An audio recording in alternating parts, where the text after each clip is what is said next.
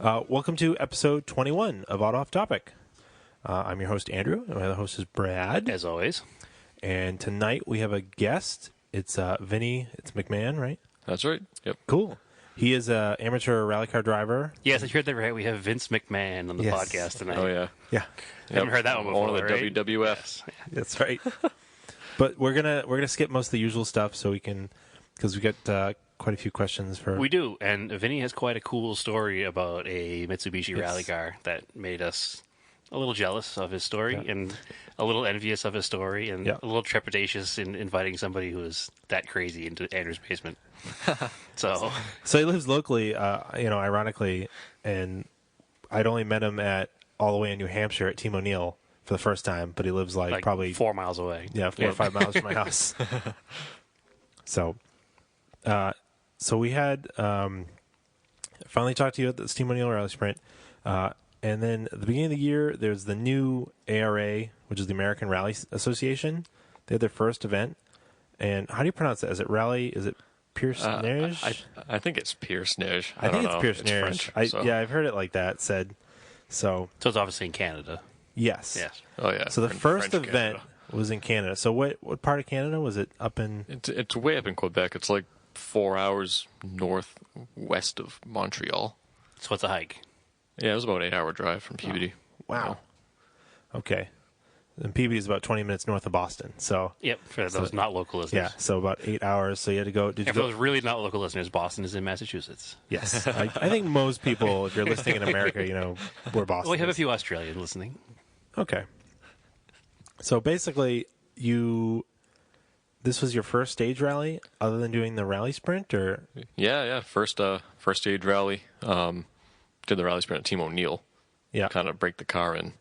But yeah, first stage rally. You've just been doing rallycross before that? I did some rallycross, mostly hill climb though. Okay. Did it without a cage for a while, but found out that's really not very safe. So thought It's not safe. I'd cage it. Plus, then you have a breakout time to worry about when doing hill climbs too, right? Yeah, that's right. If you're not caged. Yeah, but the Talon was just a little too fast. It would break out too easily. So it's not fun when you have to slow down on purpose in some sections. Yeah, exactly. And that really kind of defeats the purpose of everything. Yeah. Driving slow in a race is kind of Yeah. it's a lot of time and effort to just cruise up a mountain. Yeah. Cool. So, okay, you drove the car from Boston to Canada, raced it, finished, and drove it home. Yeah, I mean, How well thought out was this? it was actually pretty well thought out. Okay. It was a crazy idea, and a lot of it was, part crazy, part stupid, part ambitious. Also inexperienced, so you're like, whatever, it'll be fine. Yeah, I mean, obviously I'm not too experienced of a driver. I mean, I have been racing in different forms for probably over 5 years, but Okay. very inexperienced when it comes to rally. So now, just as an aside, just so everybody knows what kind of car you drove, what kind of car Oh, yeah, you that's entrusted. that's This is a very important part. What kind of car it was that you entrusted to build, non-proven, then drive to Canada, rally in a stage rally event, and then drive home 8.5+ hours. Well, this car was and still is, I must say, a 1990 Eagle Talon. All-wheel drive, turbo. So Talon TSI, yep. Talon TSI. Yep. It's pretty crappy of a car overall, but I've been pretty lucky with it. Knock on wood. But yeah, This might be the first success story we've had from a Talon owner on the podcast. We heard the story, and we're like, he did what with a what? Yeah. And a how? And what was the support vehicle? So what was your support vehicle? Oh, the support vehicle. That's equally as impressive, honestly, if not more. Okay. It's my brother's 1992 Mitsubishi Eclipse GSX. So the same damn car. Same car. It doubles as parts car, which is pretty convenient. Okay. So there's two things here. It doubles as a parts car, but it also doubles your chances of breaking down on the way to the rally or back again. Very, very true. Very, very true. So basically, this is why we heard your story. We found out you were local, and Andrew and I are talking about like we have to have video on the podcast because we're a Mitsubishi centric pair, and we talk about Mitsubishis all the time. And this crazy guy drove and rallied his Mitsubishi hundreds of miles, thousands of miles over a few-day period. Oh yeah, and drove it home and didn't think anything of it, and didn't have a trailer or like a pickup truck full of parts and tools. Just nope. another DSM's Talon. packed with parts. Yeah. Which is the most normal part of the story is a DSM packed with parts. Yeah. Yeah, you ain't kidding. So what? I guess how did you How do you cross the border to compete? Like, what do you tell them that you're doing? Oh, well, so it was me and my car driving up. Obviously full roll cage and everything, stickers all over it. My brother behind me in his DSM, which is pretty sketchy looking. Yeah. And behind him was 2 other locals, James Casella and Doug Bolduc. They came up in James's Subaru to take my studded tires because we just couldn't fit them in the could fit in a couple of Mitsubishis. Yeah, we just couldn't fit them. So I go through the border first, and I stop up the window. And I had repaired way too much for this border crossing because I'm kind of, I can just be I'm kind of anal like that. And I had these papers ready and everything, but I just told her, I'm going to a race. And 2 cars behind me are coming with me. She said, okay, let's go. So it's not like a not normal thing, I guess. It was way, way easier than I expected. I feel like that's what happens in general, because when I came back, because I went with a friend, we flew into Canada, and we bought a right-hand drive Delica van, and drove it back into the States. And it was the same thing. We had this huge preparation. We're sweating through our shirts, sitting there in the borderline. And then it was pretty much, here's your papers. Yeah. Give us some money. Have a nice day. That. Yeah. I thought you would have a harder time with that. It really, the only harder time was that they had to inspect the vehicle. Oh, okay. So they go through it with their dogs and not really even, not in it, just around it to make sure it's fine. They actually brought up dogs? Wow. So it's, maybe they weren't dogs, but you know what I mean. Maybe they were dogs. I don't know. We didn't see it when it happened, but they sniff around it somehow and try to find out what's going on. Yeah, It was, Guess you're okay then. easy. Yeah, we're here. Have a nice day. Yeah. And everybody said on the Your way steering in. wheel's on the right side, eh? Wrong side, eh? And everyone said on the way in it's supposed to be harder. Come back to the U.S. But it was even easier. Was it really? Yeah. Yeah, I mean, the guy, we came back at we probably crossed the border at maybe 9 p.m. on a Sunday. The guy was like... probably a busy time to do it. Sunday, everybody coming home from their Montreal trip. No? Nobody. And the guy was like, coming from a race? I was like, yeah. So how'd you do? It's like, well, I finished. So that's good. I'm still driving my car. Yeah. I said, hey, you can go. All right. That's okay. So you competed, you did all the stages? Do you have any issues? No, actually. No issues during the event. Yeah. I must say. Later I can get to issues on the way home, which made us 4 hours late on the way home. But 4 hours is still a success. Yeah. Yes. But during the event, no issues. I signed up for regional. I'm not allowed to do national events yet. The licensing thing? Yeah, I just don't have enough experience, I guess. So okay.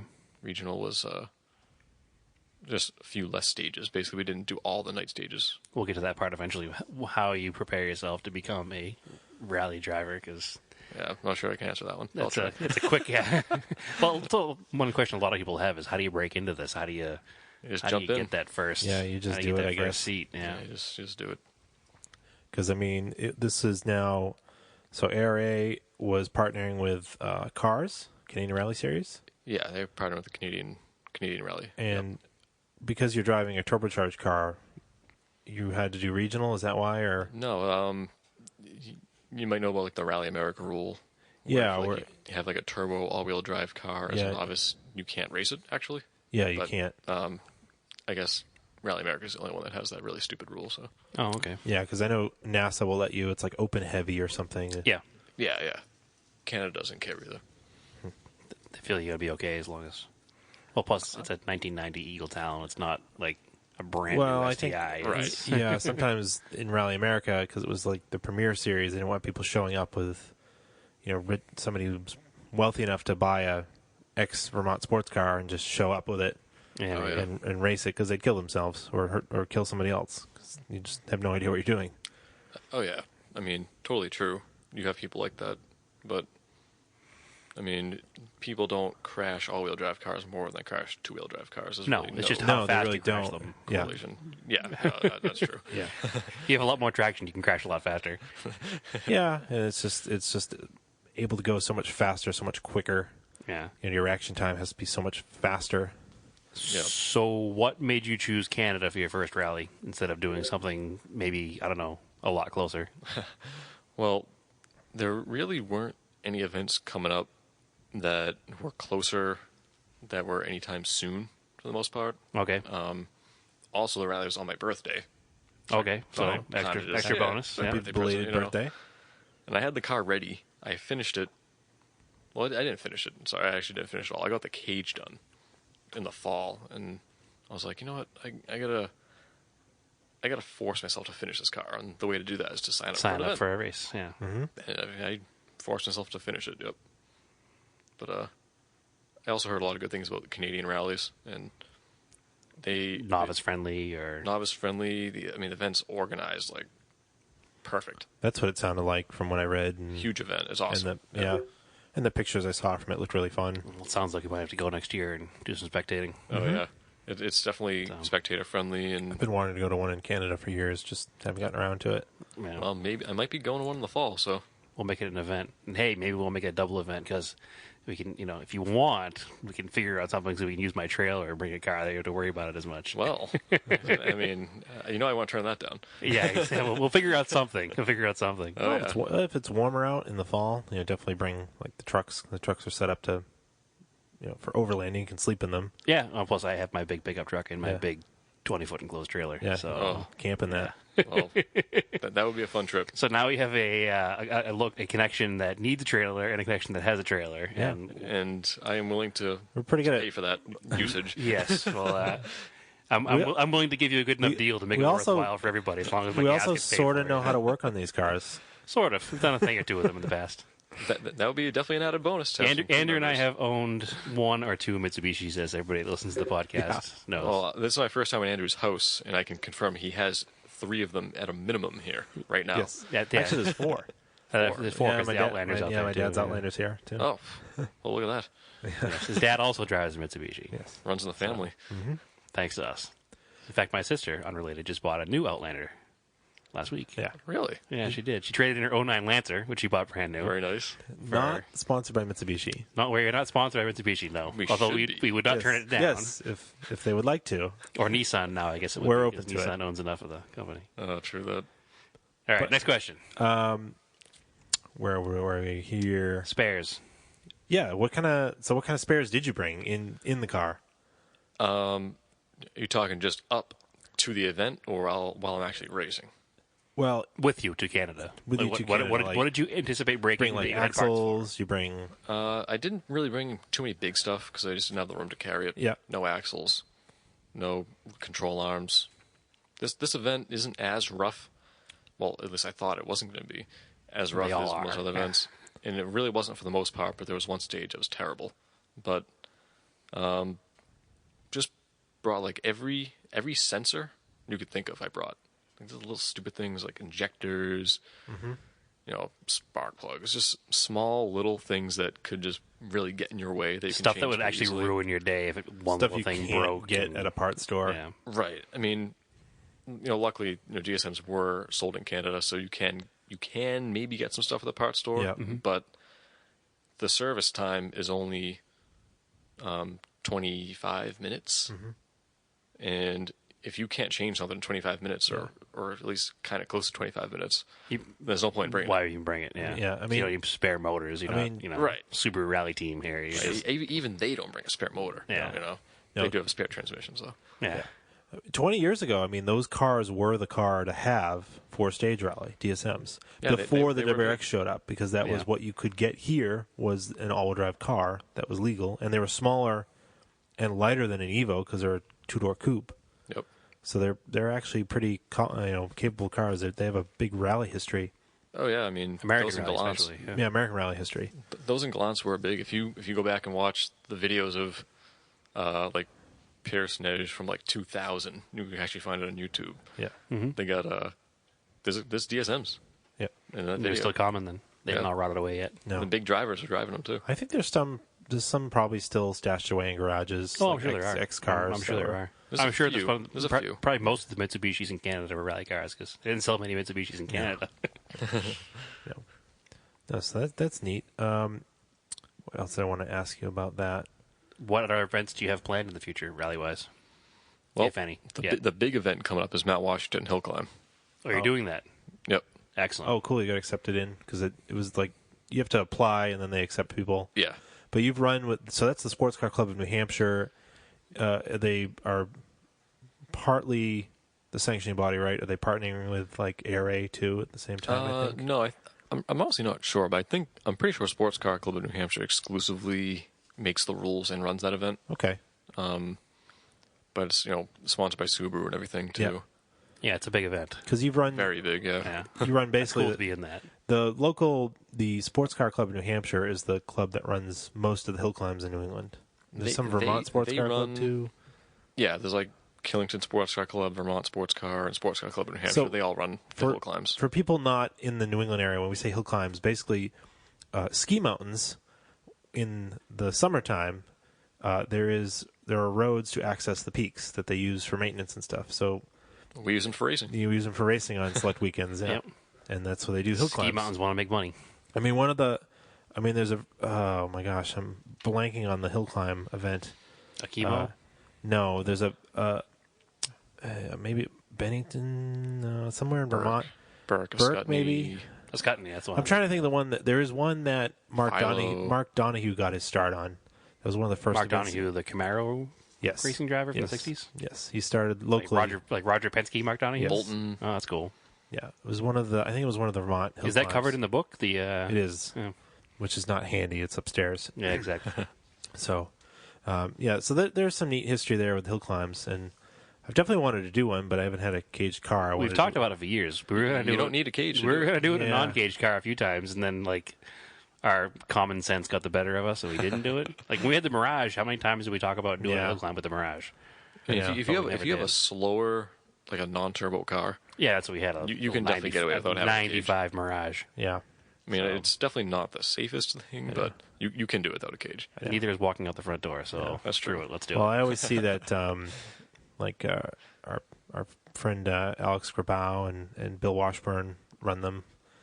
Yeah, all the time. Yeah, with the Pleasure Evo and the 240 RS. Yeah, the Maxi. RS Maxi. Yeah. Which they'll probably both be at the. They're running Hill Climb. Climb the Clouds as well. Yeah. Yep. I think they should both be there. Yep. No, it should be a good event. So we have 3 people we know to watch now. Yeah. All right. You guys got to come. Oh, we're definitely going to be there, period, end of story. Nice. In fact, maybe we'll talk about the trailering for that, too, if you need to, so we'll figure out something. That one's pretty close. It is pretty close. It is pretty close. I think for some reason, you missed the 2014 one or something. I don't know why I just had other stuff going on in my life, probably. Yeah. Unfortunately, real life gets in the way of rally cars. Yeah, that's true. That was a good event. It was like one of the very few days that was actually clear. It was beautiful the whole week. Entire way up up. mountain, yeah. Yeah, usually you end up right around where it transitions from pavement to dirt and then back to pavement again. It's usually in the clouds at that point because you're above the tree line. Yep. But that's the other thing too. So you're not from this part of the country. Mount Washington is like 6,300-ish feet, and that's like you go out to like Arizona and they're like, we're just at 5,000 feet, like all the time, all the time. Yeah. Yeah, but Mount Washington is it's a pretty intimidating mountain. It is. Yeah, I can imagine, especially racing up at that speed is not comfortable. I've been to Pikes I'm sure Peak. just watching the videos is terrifying. Yeah, and Pikes Peak is way wider. I mean, it's a lot taller. It's like twice the size, almost. Yeah, but you're not following the full width of the mountain, either full height of the mountain if you fall off on either one of them on the road anyway. So Well, you're falling pretty far. You're falling pretty far at either one of them, basically. So Yeah. I think Mount Washington is a slightly scarier. I've heard people say they've run both, and they're both equally Terrifying. Pretty, in their own way. Well, good luck because it's terrifying. Yeah, I'm honestly, I'm kind of scared. Yeah, no, and it's probably good to be scared or something like that because you don't want to go into it overconfident and wind up in Tuckerman Ravine in a car. That wouldn't be good. And Dan Downey's co-driving for me. Oh, okay, excellent. So that's true. Who co-drove for you in Canada? Ryan Dunham. I had never met him until the day before he raced. I can't say I'm familiar with the name either. So. He's from Michigan. Okay, excellent. But he did a really good job. Cool. Excellent. And he puts a lot of faith in you, meeting you the day before a race, and all right, this is your first rally. Yeah, man, you're gonna be you built crazy. this car yourself. All right, I'll go for a ride with you. Being a co-driver, I mean, man, especially not knowing you're a driver. Definitely not props to them. Driver. That's pretty awesome. Yeah, some guys won't co-drive with newbies. With novices, yeah exactly. You got to find somebody you know, or somebody who has a lot of time to train with you. Oh yeah, but I mean, I definitely couldn't. it was a team effort. Me, Ryan, my brother. Without all three of us going full tilt the whole time, no way would have happened. No. Cool. Excellent. So what about the car? How long have you owned that car, particularly? I think I bought it in September 2014. It's funny, actually, how I bought it. The Corvette, which is my daily driver. Yeah, a C4 Corvette, by the way, is your daily driver, which is awesome. Because he lives in New England. Yeah. And it snows It won't a lot. rot. It won't rust away, It doesn't rust. Not a spot of rust on it. But it snows a lot, and he daily drives a C4 Corvette. Does it have snow tires on it? No, I don't really drive it in the snow. That's why I had it in college, and I could get away with not driving when it snowed in college because I was just at school. Yeah, school, yeah. As soon as I graduated and I actually needed to get to work, I thought, well, my brother already has a DSM, so I'll just get a DSM too and get me to work. Right. And there you have it. But it's cool. It's a 6-speed car you were telling us earlier. When you got here. I've said many times that's kind of one of my car guy dreams to daily drive a C4 Corvette. 4 seasons in New England and just piss off all the we talked about it on an episode. Yeah, we may have talked about it on an episode that just run a set of super skinny snow tires. They're not that expensive right now. No, they're probably rock bottom price right now. Yeah, they're at the bottom. They're going to start climbing eventually. They will, but right now is the time, especially like a mid to late 80s ones are free.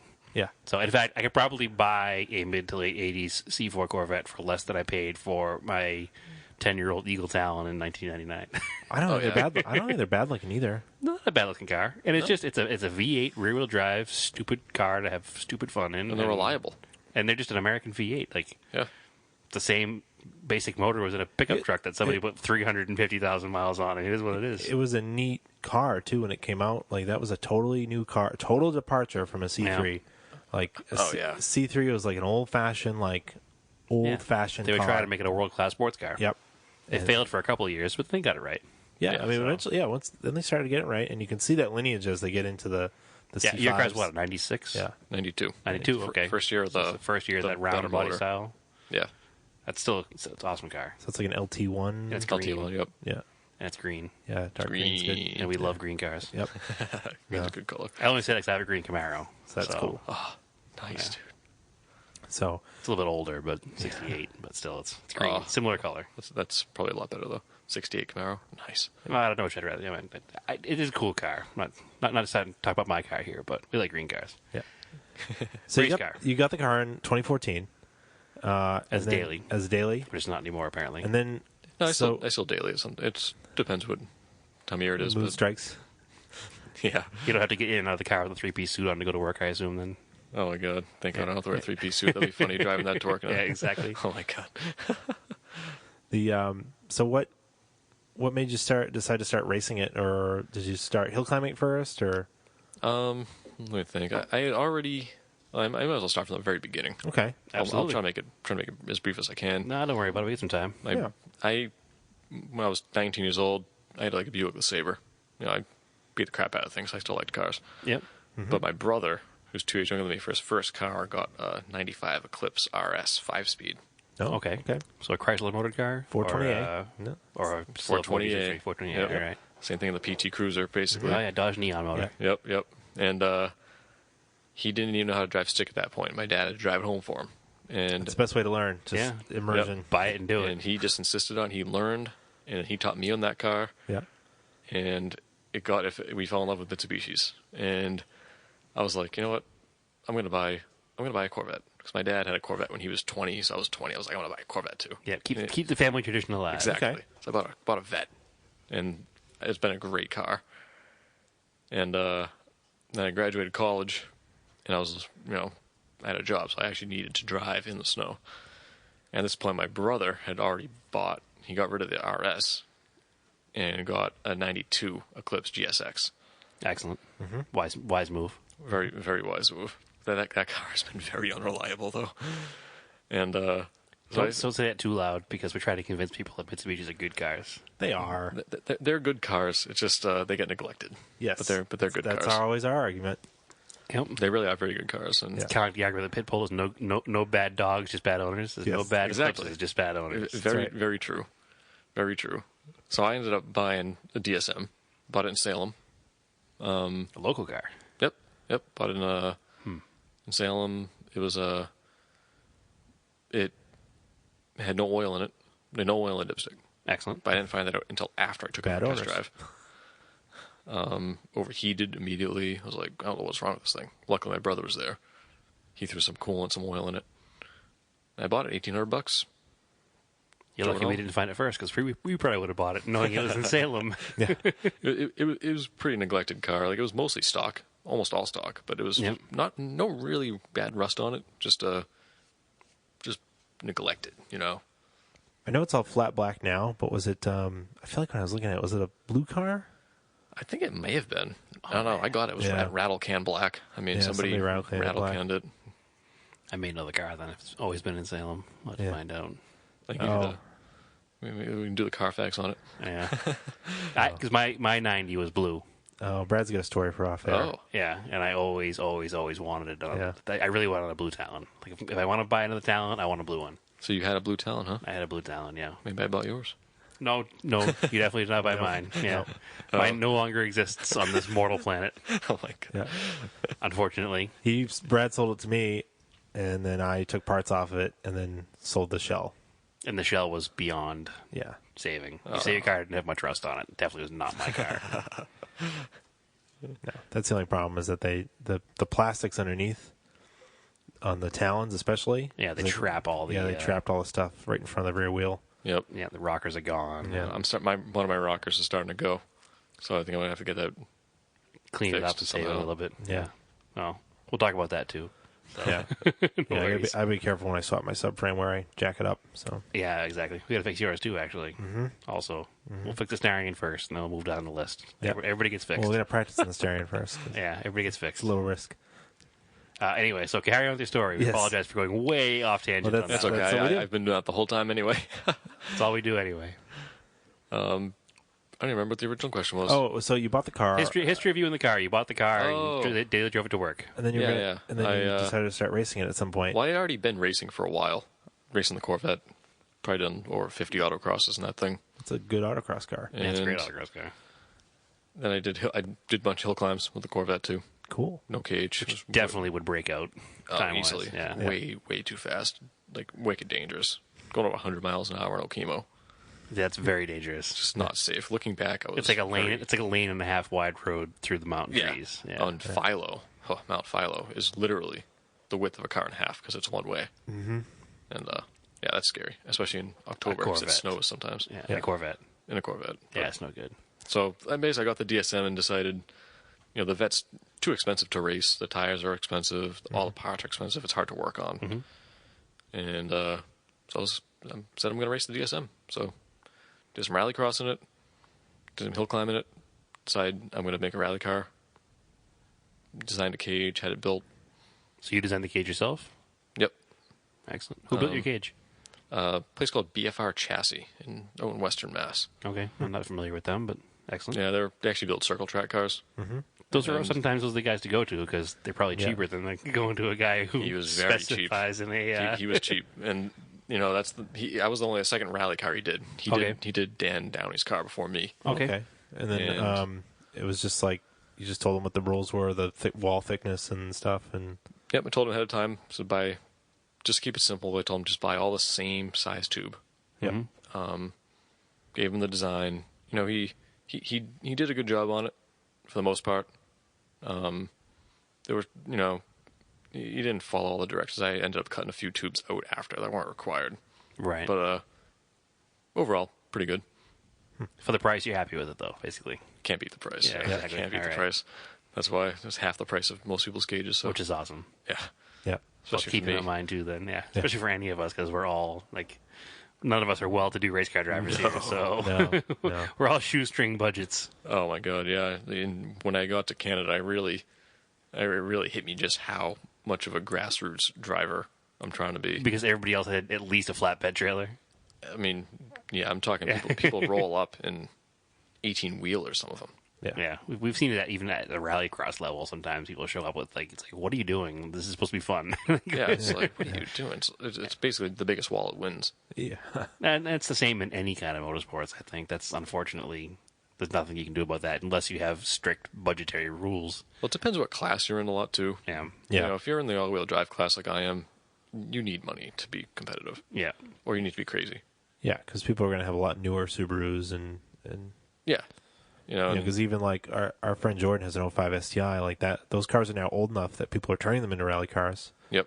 Because they're cheap enough for like sort of regular people to do it.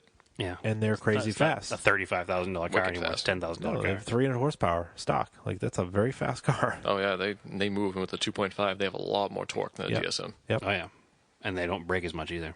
No. Well, it depends. They blow engines all the time though. Yeah, more so than a Talon, I guess. Yeah. And the I mean I look at some of the I used to go to the Rally New York events a lot when they had them, and some of the Evos that those guys build.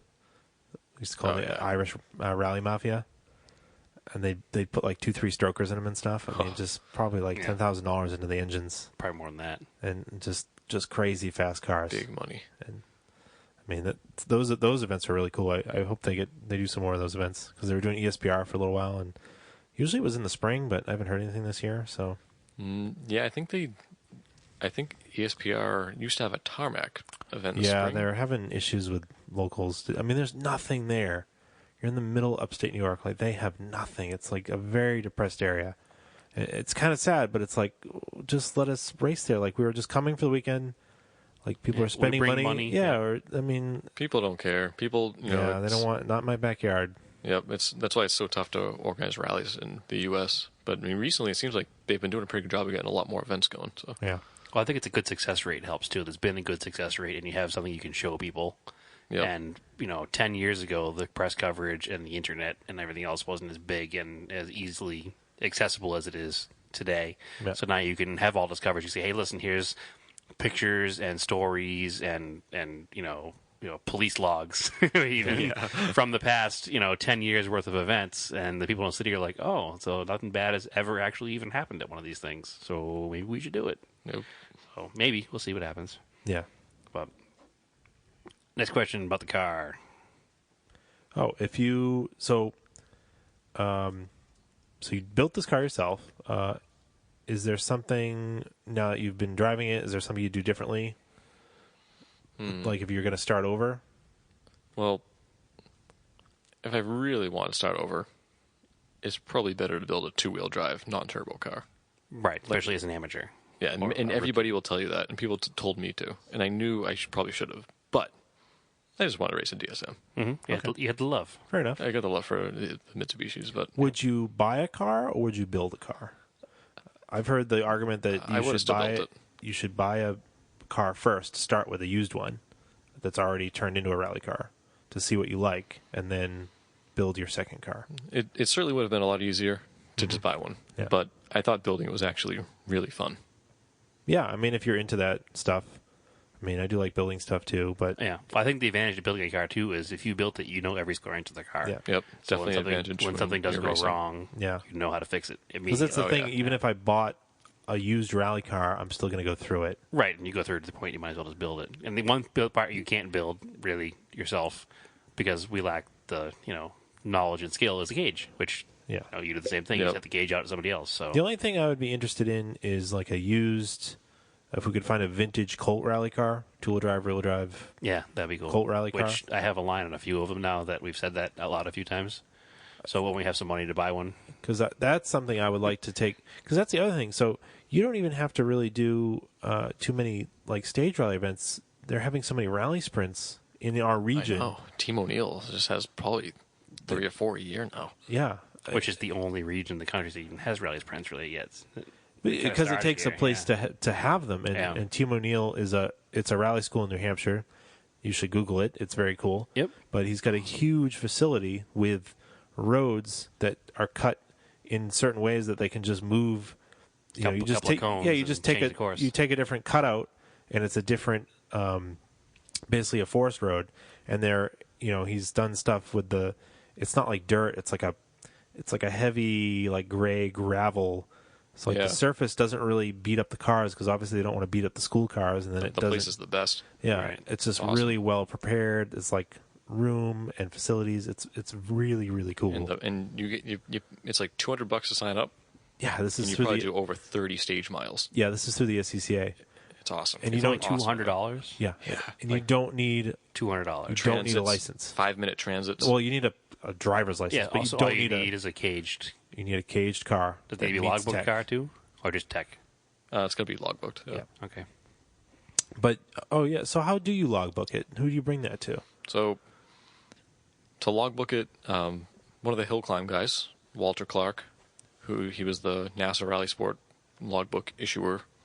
I had already known him for a while for doing hill climbs. Great guy. He'd recently moved though to North Carolina.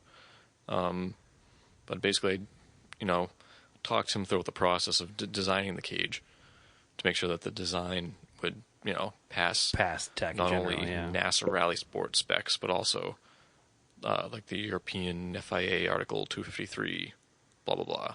Basically, so you can run anywhere.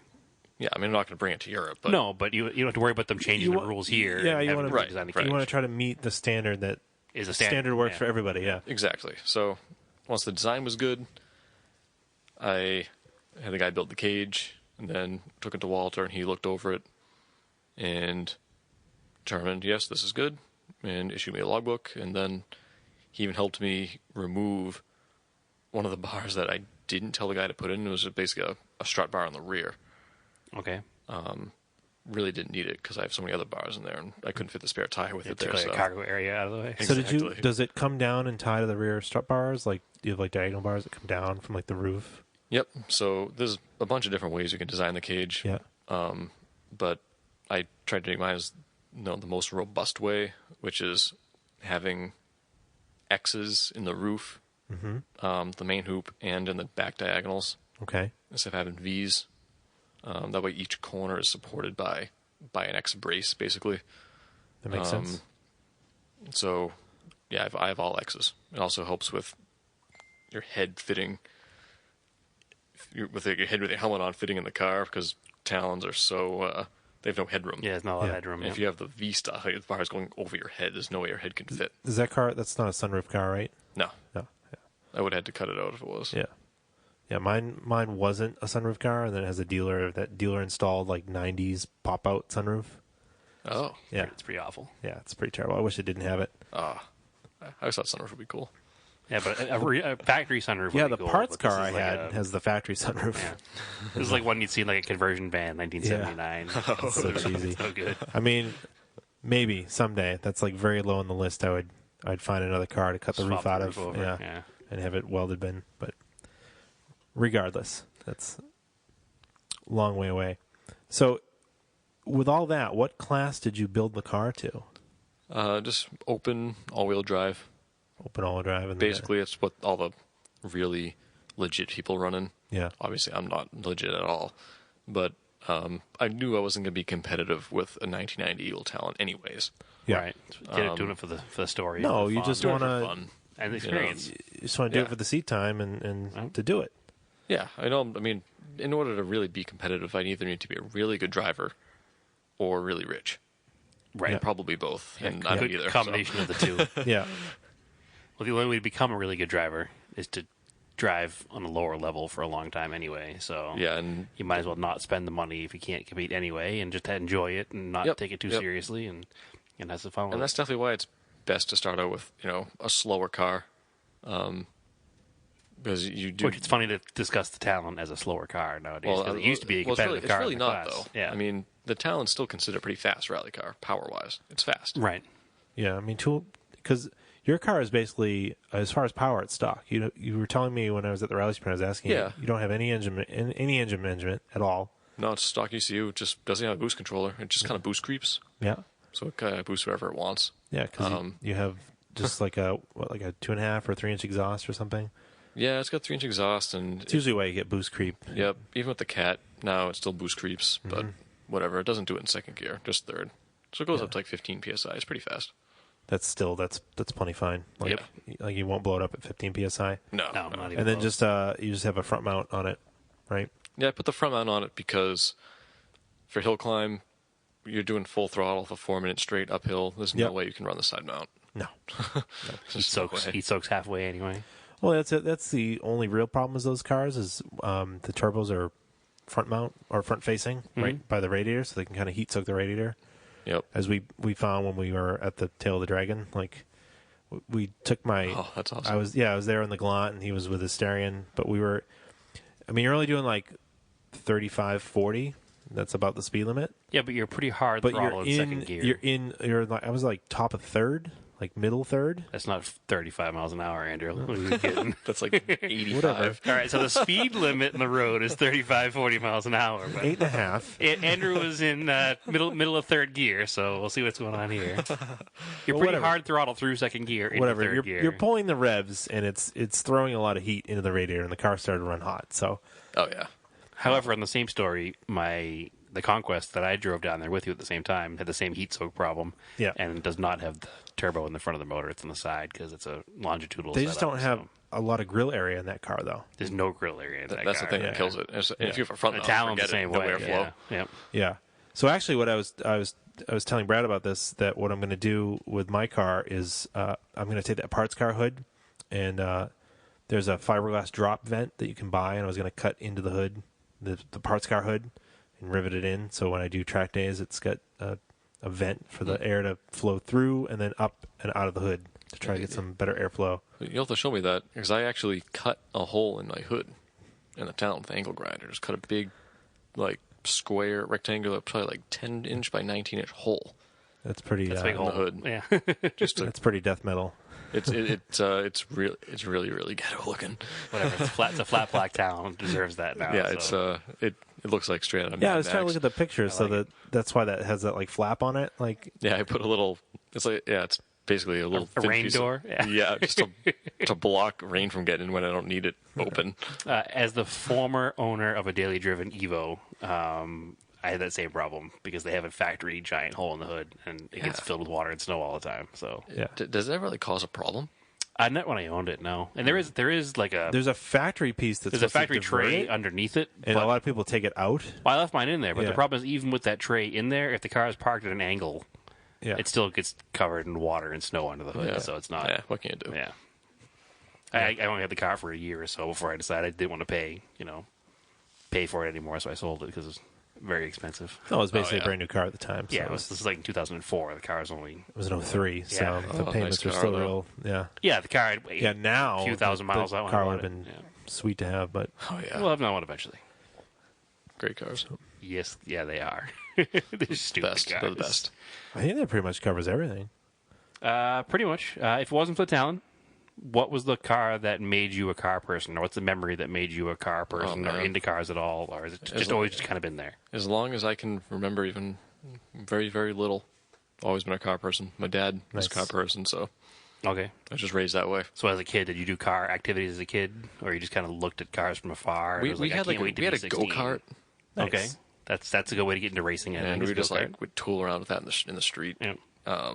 We actually used to always build wooden go karts. We just like we would walk around to the trash, look and find like baby carriages, anything with wheels. Awesome. We were all about wheels, especially ones that had an axle on them. Yep. Because you can make it really easy with that. And yeah. we would just cut up wood that we found, That's cool. add wheels to them, and Nice. use So you were rope. building rally cars for a while. Yeah, I guess so. Andrew and I started a little different because we started with the plastic model cars, as you can see around us. There's tons of them in this room. awesome. And Yeah. that was our early on history with cars, and so we Those always Hot curious Wheels. what got people into Slot cars. cars. So I think kind of as a finishing question, as an amateur rally driver, are there any mistakes that you've made that you're like, oh man, I never should have done that? They tell somebody, hey, skip this part and just go to this part, or any advice for somebody trying to get into rally? Well, if you're trying to get into it, you have to set aside $10,000 first of all, because Okay. that's how much it's going to cost to build a car. I'm out. Next.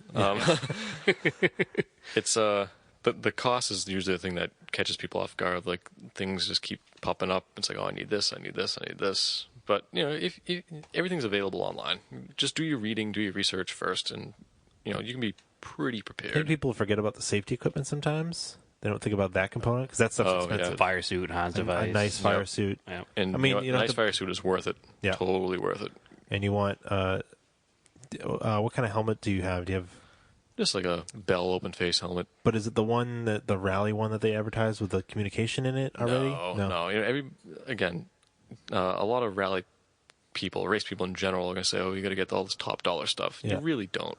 I got a $50 motorcycle intercom. You slide up into the helmet, and it works just fine. Okay, excellent. Well, it's the same with any hobby or any event you get into. It's always, the gear nerds will tell you need the latest and greatest and best of everything, but you don't really. The most important thing is on your safety gear, don't skimp. Yeah. Get good safety gear, get a good cage built, and the rest will fall into leave the place. car as stock as you can. Yeah. Just make it reliable. Yeah, because I know the bells have the post. You can get them with the post for the Hans. Yep. And then, do people sell used Han devices, or you just buy them? They're worth there buying was new? a lot of stuff. If you buy it overseas, buy it from like Ireland, England, you can get things so cheap. I got a Hans for $300. That's what new. $400 off, probably. They $700 usually. Probably. Yep. Yeah. I got my seats from Ireland, $400 each. They're $900 each in the U.S. I mean, Excellent. just little tips like that. Excellent. We definitely have some connections overseas to get some parts too. Oh, so yeah. maybe it's something we can do. Just do your reading. That's what it's all Yeah. about. Read beforehand. Yeah, because what We can talk about that too if you need more parts. We have Sorry some to importer keep- people. going here, yeah. but the Always need those. like the belts have dates on them. Is that something? Yeah. Belts have dates. FIA belts expire every 5 years. And the seats have to be certified too. I think the seats depends. Like those cheap Corbeaus I picked up, those don't cut it. Those are like you can trash around a street car, but they're no good. No, these you got to get FIA approved Okay, seats too. And Okay, so I think that's they're why- good forever, Yeah. as long as they're in good shape. that's why there's a big surcharge on like Corbeau FIA certified stuff versus their regular Regular stuff. stuff, yeah. Yeah, but everything, all the race parts are cheaper overseas than the U.S. Everything's like double the price here. Just getting them shipped, that's all. Yeah. Making sure you Shipping get was nothing. a good price for shipping. $80 to ship 2 seats from Ireland. That's really not bad at all. No, it's really cheap. That's really not bad at all. That's good. Good to know. Excellent. Do you have any social media you want to plug or anything, or do you have a team website or anything? No, I actually don't Team have any page? type of team or anything. I just kind of run it straight off my Facebook page, and that's about it. All right, cool. All right, no Instagram page or anything for the rally team? No, no Instagram. I don't even have a GoPro. I just kind of just drive. All right. Fair enough. Well, we won't promote anything for you then. Yeah, there's nothing to promote, I guess. We'll post up pictures of your car, though. We'll do that. I do. Please do. I have a Please couple do. pictures from the rally sprint that I took. So Okay, I can give you some pictures from Canada too, if you want. Yeah, excellent. We definitely like to email them to us or whatever, or Facebook them to us. Definitely. We can share them with others, and Yep. people can see the kind of car we're talking about. Maybe some cage pictures or something too. Oh yeah, to see it. next time, come to the rally with me. We can all be. Well, the crew we're together. going to talk about that for sure because I think I'd like Yeah. to do that. And, Definitely. we'll definitely help you crew and help you get the car there. And I got plenty of That'd be a good storage for parts and cars. And And plus, it'll be a fun time overall to just hang out exactly. doing car stuff for Exactly. a few days. Car stuff during the day, beers all night, and then come back Car home. stuff the next day. Yeah, Yep. that's what we do. So it's all right. All Sweet. right, Andrew, your social media plugs. Well, you can follow the podcast at Auto Off Topic Podcast on Facebook. You can email us at autoofftopic@gmail. It's not at, it's just autoofftopic@gmail. Yes. You can follow the podcast on Instagram. It's Auto Off Topic. You can follow me on Instagram. It's Raced in Anger. And Brad, tell us who the show's brought to you by. Vintage Imports of New England for all your vintage imports needs. Car shipping appraisals. Yep, we'll have a story next week about car we'll have a shipping. story next week about car And shipping. why you should and pay why you extra. should pay me extra to do it than have somebody else do it for you because the personal touch helps a lot. Yes, it does. So that's our Instagram page is Vintage Imports NE. Facebook is the same, and then as always, my personal Instagram page is TSISS350. Yes. So- And if you could like and review the show on iTunes. Yes, please. And share it with friends because you can get us on iTunes. You can get us on Google Music and Any other podcast apps? Yep, any podcast apps that pull from those. I'm a little bit behind on posting archiving episodes on YouTube, but I will get back to that. Next week, back to our normal content with project car updates and Yep, scale project and car we'll do, updates. if you've got listener questions, get those ready. We'll ask for those next week Yes, we will. because this week would have been a listener question week, but we decided to have a guest instead to entertain you. And Thanks. Yeah, thanks for coming. Yeah, with me, thanks for honestly. coming. Thank you. Thanks for having me for my first ever podcast. Never listened to one before. Yeah, which is interesting to hear at the beginning. Like, if it was the podcast, I'd never listened to any podcast. All right, we're in for a treat. There's here, there's a lot of good fine. There's a lot of good car ones out there. I mean, if you've got like a commute, is there a radio in Talon? No, I got this little Bluetooth speaker. All right. The Corvette has a radio though. The Corvette definitely has a radio. Yeah, sure, it does right? still. Yeah. So yeah, you can listen to them like if you got them on like commute or if you go to the gym. Like I listen to them with headphones. Yeah, there's probably 4 or 5 automotive podcasts I listen to every week. They put new episodes up, and then there's some other ones that are completely unrelated that are absolutely. And we just kind of decided to do our own because there wasn't a lot in New England. Yeah, nobody talks about Rust. Everybody talks about how wonderful it is to live in California and have all these great days. They have no idea. Yeah, no, and we like all these other podcasts, but every now and then they'd be like, Mitsubishis are terrible. We're like, hey, come on. Yeah, exactly. Mitsubishis are great. They're not that terrible. Mitsubishis are the best. Yes, they are. 100%. And they just need to be taken care of. We're fans over here. Yeah, I have 6. Yes. So. Maybe but see, 7. People do cool stuff with them like you did. You went rallying with it. It's not all drag racing with DSMs. Yeah, which is another reason that we wanted you on, just to tell people that, hey, DSMs do more than go in a straight line. Yeah. So, cause it seems like everybody around here, especially, like at the New England Club DSM, it's a lot of great guys, great a lot club. of guys that we know, a lot of great club, but a lot of them just do drag racing. Yeah, so it's different for us because we could give 2 shits about drag racing, to be honest with you. We've all done it. It's not fun for me. Yeah, I it's get fun to watch. why people do it. It's more fun to watch, I think. I don't even agree with that statement, but I'm not going to argue with the guest. It's fun to go and hang out and let people, bitch about blowing a transmission every 2 miles they drive their car, but whatever. Anyway, Andrew? Yeah, let's call that a podcast. Keep your cars analog. Thanks.